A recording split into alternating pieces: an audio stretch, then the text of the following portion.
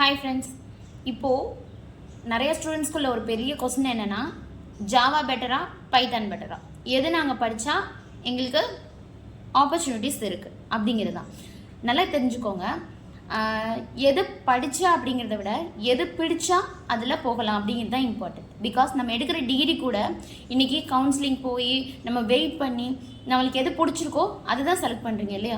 So நிறைய பேர் பிடிச்சதை தான் செலக்ட் பண்ணி படிக்கிறீங்க. அதே மாதிரி தாங்க பைத்தானா ஜாவாவா எது பிடிச்சிருக்கு அப்படிங்கிறத பார்த்து செலக்ட் பண்ணி நீங்கள் படிங்க. அப்படின்னா உங்களால் ஈஸியாக சைன் பண்ண முடியும். யாரோ சொல்கிறாங்கங்கிறதுக்காகவோ இல்லை எதில் ஆஃபர்ஸ் இருக்குது, ஆப்பர்ச்சுனிட்டிஸ் நிறையா இருக்குது அப்படிங்கிறதெல்லாம் பார்த்து நீங்கள் படிச்சிங்க அப்படின்னா உங்களால் சைன் பண்ணுறது கஷ்டம். ஸோ உங்களுக்கு எது இன்ட்ரெஸ்ட் இருக்கோ அதை நீங்கள் லேர்ன் பண்ணி அதில் சைன் பண்ணுறதுக்கு நீங்கள் பிளான் பண்ணுங்கள். இதை பற்றின ஃபுல் டீட்டெயில் வீடியோ நம்மளோட சேனலில் இருக்குது. ஸோ அதோட லிங்க் பயோவில் இருக்குது, மறக்காமல் போய் அதையும் பாருங்கள்.